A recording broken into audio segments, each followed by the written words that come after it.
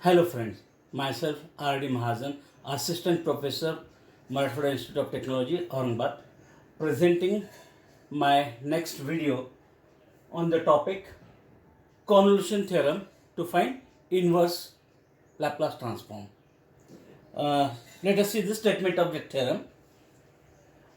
If L inverse of f bar of s is f of t and L inverse of g bar of s as g of t, then the inverse Laplace of product of that two terms of function f bar of s into g bar of s is given by or obtained by this integral from 0 to t f of u into g of t minus u du.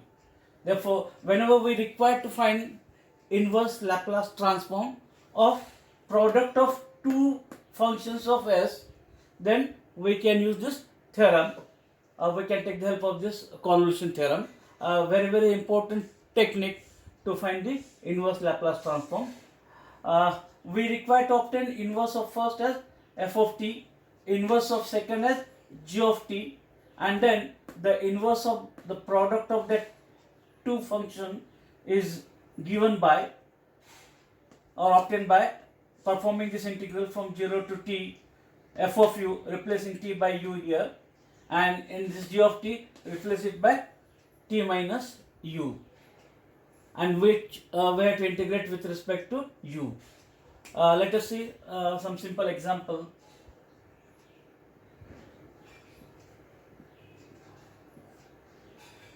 Find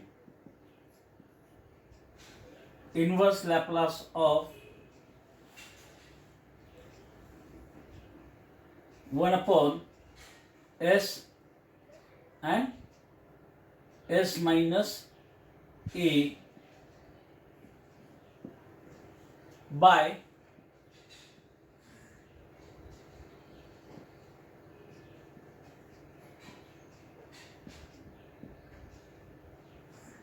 convolution theorem.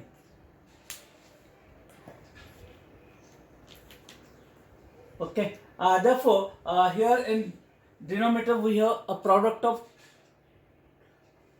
this is the product of two terms. One is 1 by s and second is 1 upon s minus a, and therefore as it is product of two terms we can use convolution. We have L inverse inverse Laplace of first term 1 by s as standard result 1, and inverse Laplace of second term 1 upon s minus a, again by standard result it is e raised to at. Therefore, out of these two, any one we have to call as f of t and second as g of t. But as a rule, consider that function as g of t having minimum terms of t. Here it is no term of t, therefore that term I will consider as g of t, and thus remaining as f of t. Okay. You can consider any one as f of t and second one as g of t. But for easy calculation, we consider that function as g of t, which is having minimum terms of t. Here one term of t, here no term of t. Therefore, I am considering it as g of t. And therefore, by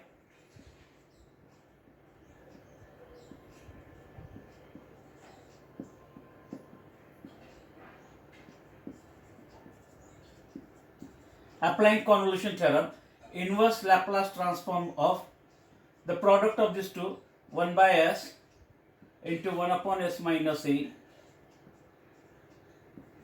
as integral from 0 to t f of u into g of t minus u. Okay, the statement of that convolution theorem, and therefore it is equals to integral from 0 to t, replacing t by u here, we get e raised to au into g of t minus u. In this g of t, replace t by t minus u, and therefore as no term of t, g of t minus u remains 1, no change. And then this we have to integrate with respect to u, and therefore performing the integration we get its integration as e raised to au divided by a, as we are integrating with respect to u, and the limits from 0 to t, 1 by a constant term outside. Substituting upper and lower limit for u, upper limit is t, therefore it is e raised to at. Lower limit is 0, e raised to 0, and therefore the answer for this problem is 1 by a e raised to at minus 1 as the required inverse Laplace.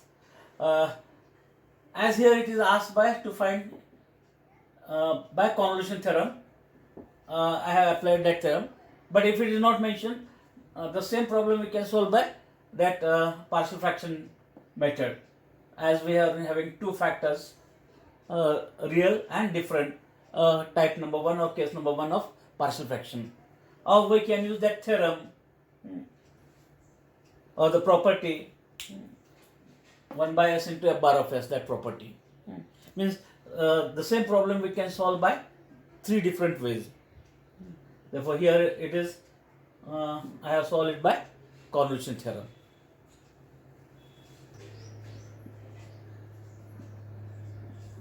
Find inverse Laplace of 1 by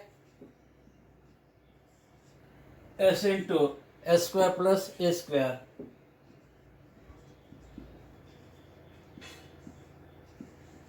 by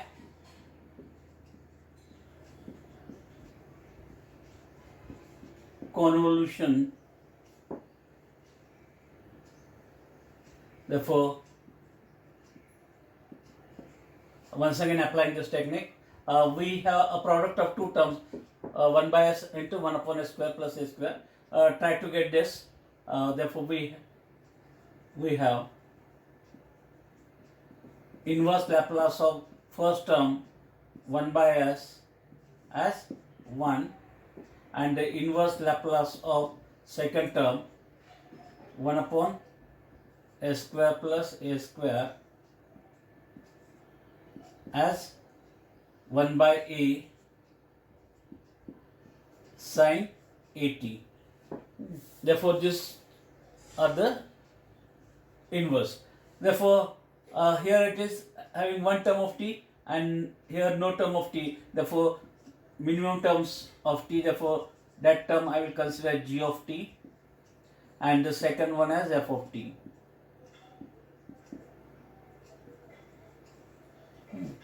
We can interchange it. Final answer will be the same. No change in the final answer. And therefore, by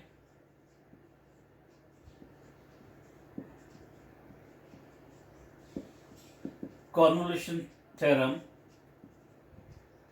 we get inverse Laplace of the product of these two, 1 by s into 1 upon s square plus a square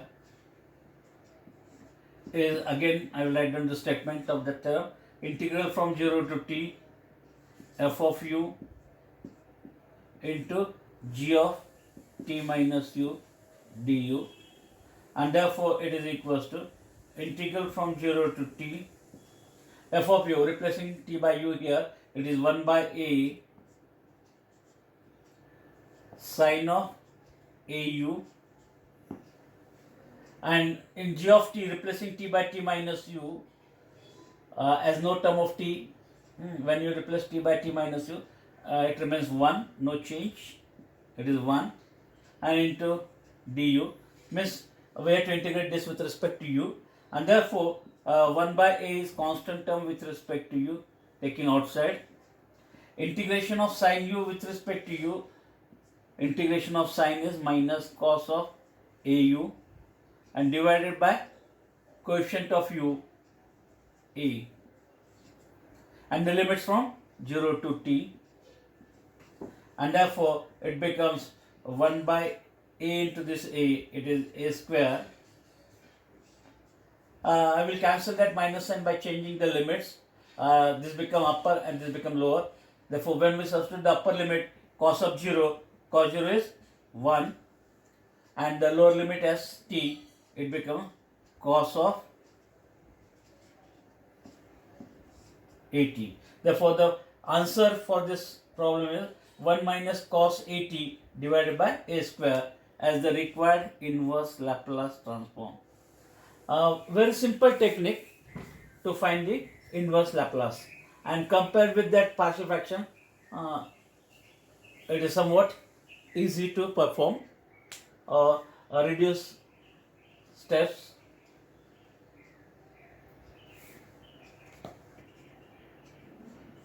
Next example, find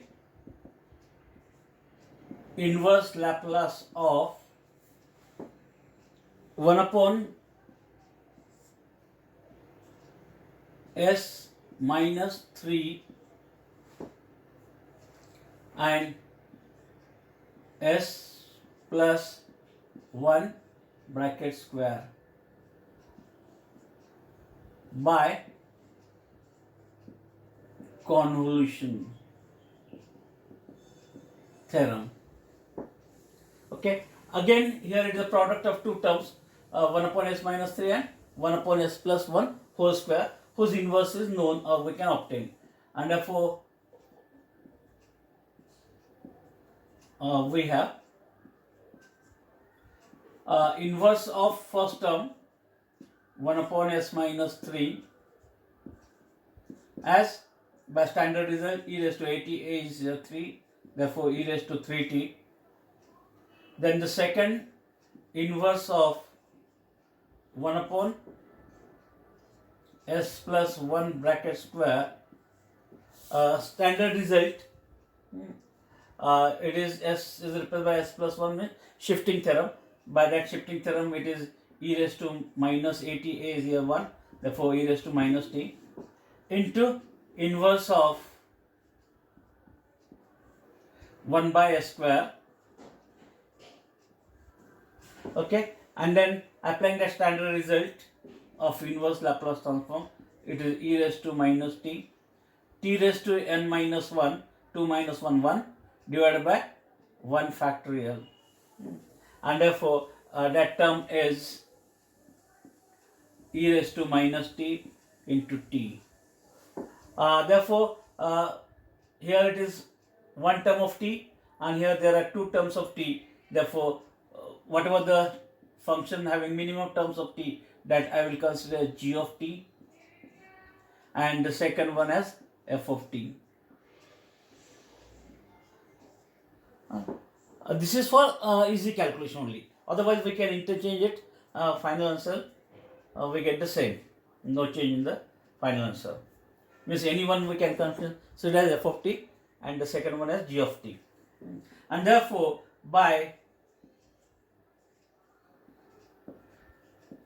convolution theorem,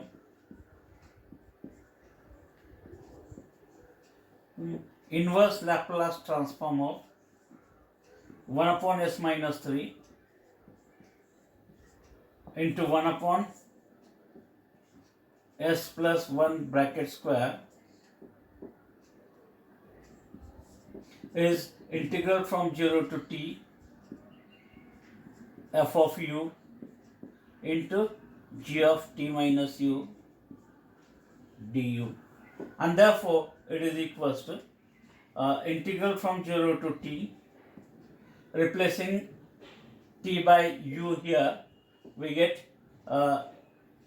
u e raised to minus u e raised to minus u into g of t minus u, replacing t by t minus u here, it is e raised to 3 times t is replaced by t minus u du, and therefore it is integral from 0 to t u e raised to minus u. Same base, therefore we can add the power plus 3t and minus 3u. Okay. Therefore, it is integral from 0 to t u e raised to 3t minus u minus 3u, we get minus 4u du. This we can split as e raised to 3t into e raised to minus 4u, and therefore when we are integrating with respect to u, that e raised to 3t is constant term with respect to u, taking outside the integral sign, therefore it is e raised to 3t outside, integral from 0 to t u into e raised to minus 4u. Okay. Therefore, here it is a product of two terms of u applying integration or performing integration by generalized part, and therefore e raised to 3t. There are two terms, u and e raised to minus 4u. U is algebraic, this is exponential, therefore as per that LIATE, algebraic come first and then exponential, therefore this must be the first and this must be the second. Therefore first term, second integration of the second, integration of this term is e raised to minus 4u by minus 4, then minus derivative of first with respect to u, and next integration of this, it is again e raised to minus 4u upon this minus 4 and that again minus 4, we get 16 plus 16. Next derivative is 0, stop here, and the limits from 0 to t, and therefore substituting the upper and lower limit, we get e raised to 3t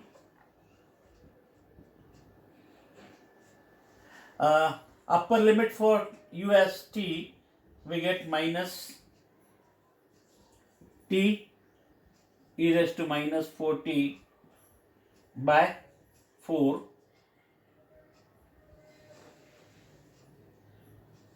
minus e raised to minus 4t by 16. These are the for upper limit, minus lower limit. Lower limit for u as 0, therefore this becomes 0, and minus e raised to 0 1 by 16. Okay, and therefore if you rewrite this, final answer is this e raised to 3t